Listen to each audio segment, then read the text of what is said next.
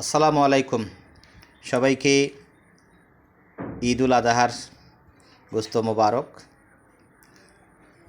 তো গ্রামীণ মাটির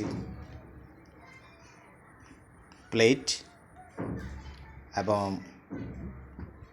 কীভাবে কোরবানের মাংস প্রথম খাওয়া হচ্ছে আপনাদেরকে একটু শেয়ার করছি আর কি।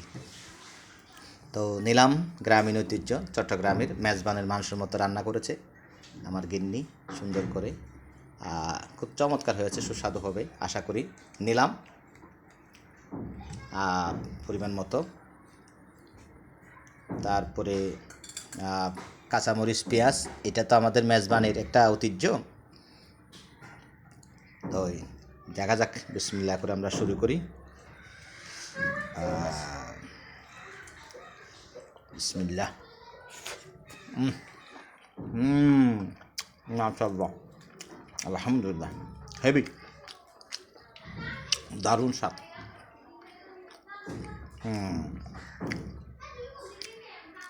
আপনারাও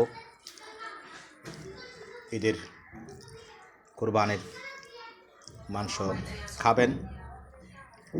ধন্যবাদ।